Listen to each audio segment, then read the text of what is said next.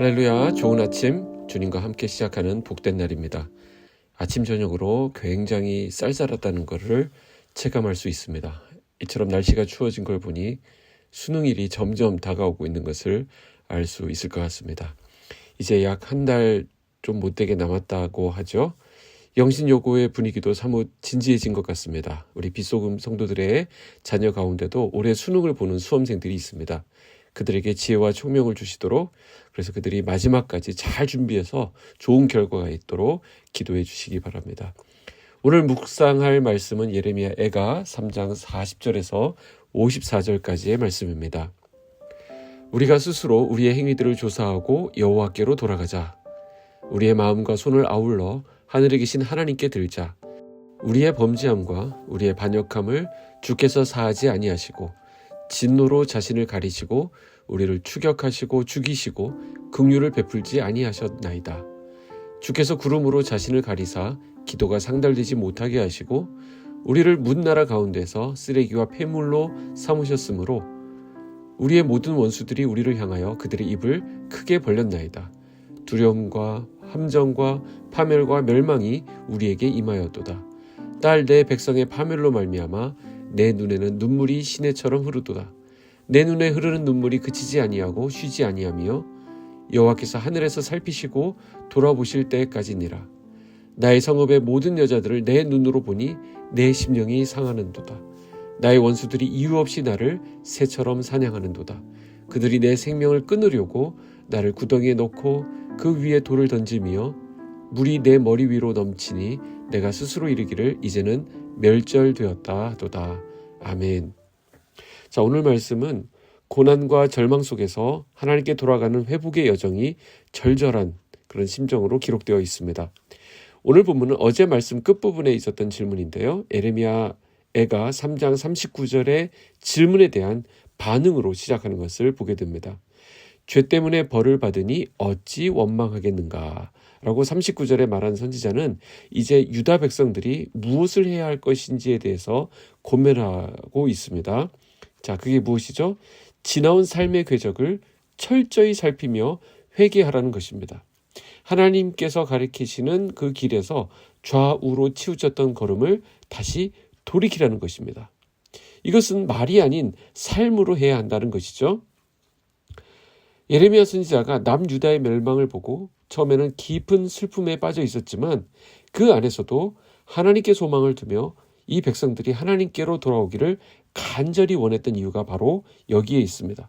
그래서 예레미야 애가는 단순히 슬픔의 시가서가 아니라 하나님의 뜻을 깨닫고 백성들이 회개하여 하나님과의 깨어진 관계를 회복하기를 바라는 소망의 기도가 되는 것입니다. 자, 먼저 40절에 보시면 우리의 행위를 조사하고 여호와께로 돌아가자라고 권면합니다. 남유다의 멸망은 단순한 역사적 사건으로 치부할 것이 아니라, 자, 이게 무슨 말입니까? 그들의 불순종에 대한 하나님의 징계였다는 것이죠. 그래서 예레미야 선지자는 남유다 백성들이 자신들의 죄를 스스로 돌아보고 하나님께 회개할 것을 촉구합니다. 자, 여기서 흥미로운 점은 예레미야가 1인칭 복수인 우리라고 하는 단어를 거듭거듭 사용한다라는 것입니다. 자, 범죄는 예레미야가 한 게 아니죠. 그러나 예레미야는 이것은 우리 모두의 죄라고 공통체적인 의식으로 이것을 받아들이고 있습니다. 자, 선지자는 이스라엘 백성들의 고통을 자신의 고통으로 여기고 그들과 함께 하나님께 돌아가자라고 간절히 호소하고 있는 것입니다. 이것은 예레미야가 얼마나 이스라엘 백성들을 사랑했는지를 보여줍니다. 결국 예레미야 선지자가 전했던 하나님의 말씀은 심판과 저주의 방점이 있는 것이 아니라 구원과 소망을 전하는 외침이었다는 것을 예레미야의 이 모습에서 우리가 볼 수 있습니다. 예레미야는 이스라엘 백성들이 하나님의 진노 아래에 있음을 고백합니다. 인정합니다. 43절에 보시면 주께서 진노로 우리를 가리시고 추격하시며 죽이시고 긍휼을 베풀지 아니하셨나이다 라고 말하는 것을 보게 되는데요. 하나님께서 긍휼을 베풀지 않으시는 이유는 그들의 범죄와 반역 때문이라는 것입니다. 자, 그러나 이런 고백 속에서도 예레미야는 여전히 하나님의 긍휼을 구합니다. 그것 외에는 소망이 없기 때문입니다.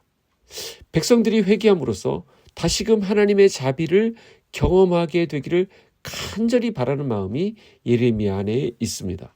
그는 백성들의 기도가 상달되지 않는 상황을 절망적으로 보고 있지만 그럼에도 하나님께 나아가야 한다라고 촉구하고 있습니다. 46절부터 51절까지의 말씀은 예레미야의 깊은 슬픔과 그의 고통스러운 마음을 보여주고 있습니다. 그는 남유다의 멸망과 그로 인한 백성들의 고통을 보면서 끊임없는 눈물을 흘립니다. 딸 내 백성의 파멸로 말미암아 내 눈에는 눈물이 시내처럼 흐르도다 라고 고백하면서 그의 눈물은 그치지 않고 쉬지 않고 내리고 있습니다. 예레미야는 하나님의 긍휼과 구원의 손길을 간절히 구하면서 그의 눈물이 그치기를 소망합니다. 이 눈물은 단순히 슬픔이 아니라 백성들을 향한 사랑과 그들의 구원을 바라는 간절한 마음에서 비롯된 것입니다. 오늘 이 아침 여러분들이 새벽 묵상 말씀을 붙들고 또 기도하실 텐데 여러분들이 간절히 기도하는 또 여러분들이 그들을 위해서 기도할 때 눈물 짓게 되는 그런 사람들이 있지 않습니까? 그런 가족들이 있을 텐데요. 하나님은 그 눈물을 닦아주실 것입니다. 결국 그 눈물을 하나님께서 보시고 또 우리의 기도에 응답하실 줄 믿습니다. 마지막으로 52절부터 54절에서 예레미야는 자신이 동족들로부터 받았던 고통에 대해서 고백하고 있습니다. 그는 동물처럼 사냥당하고 구덩이에 던져졌으며 심지어 물로 인해 거의 죽음에 이르렀습니다. 그렇게 이스라엘 백성들을 사랑하고 그들을 향해서 하나님의 말씀을 전해주고 그들을 위해 기도하고 그들을 위해 울었던 그런 예레미야를 이 동족들이, 이 백성들이 극심한 핍박으로 대했던 것입니다. 그래서 하나님 말씀을 전하는 과정에서 겪었던 그 고난을 묘사하고 있는데요. 그러나 이러한 절망 속에서도 예레미야는 하나님의 구원을 기대하고 있습니다. 비록 모든 상황이 절망적으로 흘러가고 있지만 그는 하나님께서 여전히 자신을 살피시고 구원하실 것을 믿고 있습니다. 예레미야는 유다 백성들이 스스로 자신을 돌아보고 회개하여 하나님께 돌아갈 것을 권면합니다. 이는 모든 문제가 하나님과의 관계에서 깨어진 데서 비롯된 것임을 보여줍니다. 그렇기 때문에 이것을 해결할 수 있는 유일한 길은 회개하고 하나님께 돌아가는 길밖에 다른 방법이 없음을 제시하고 있는 것입니다. 그러나 이러한 선지자의 권면에도 불구하고 유다 백성들은 하나님께 나아가지 않습니다. 이것은 무엇을 의미합니까?